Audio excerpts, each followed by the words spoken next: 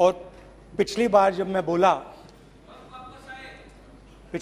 मैं बोला तो शायद मैंने आपको थोड़ा कष्ट भी पहुंचाया, क्योंकि मैंने इतनी जोरों से अडानी जी पे फोकस किया कि जो आपके सीनियर नेता हैं शायद उनको थोड़ा कष्ट हुआ। तो वो जो उनको कष्ट हुआ,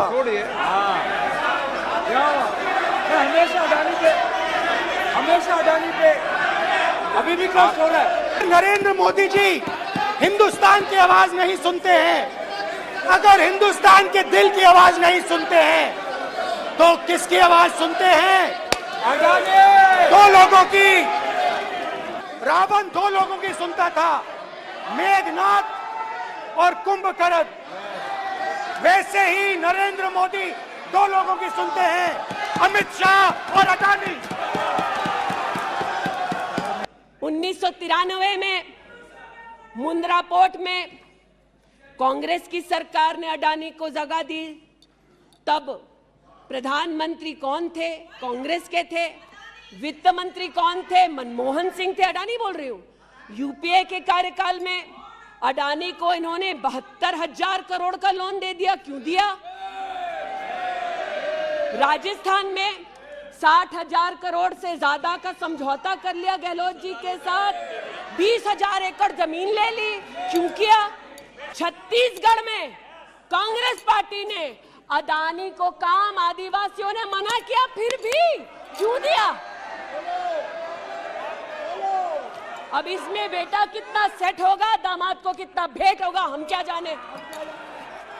मैं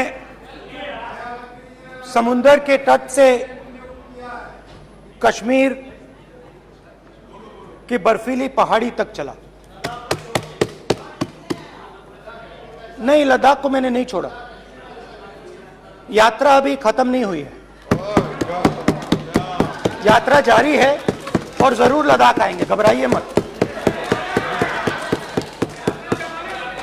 यात्रा में गए और यात्रा में क्या आश्वासन दिया कि अगर इनका बस चले तो धारा 370 ये पुनः स्थापित कर दे।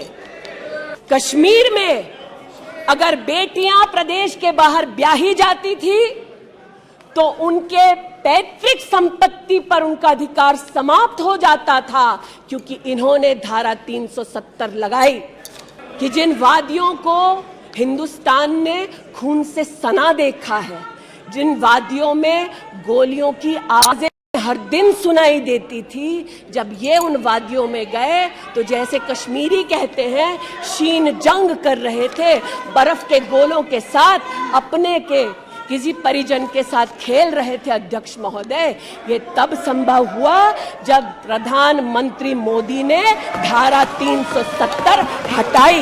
हमारी जनता की आवाज है, दिल की आवाज है। उस आवाज की हत्या आपने मणिपुर में की। इसका मतलब भारत माता की हत्या आपने मणिपुर में की। मारा आपने मणिपुर के लोगों को, मारकर भारत की हत्या की है। आप देशद्रोही हो, आप देशभक्त नहीं हो, आप देश प्रेमी नहीं हो, आप देशद्रोही हो। आपने देश की हत्या मणिपुर में की।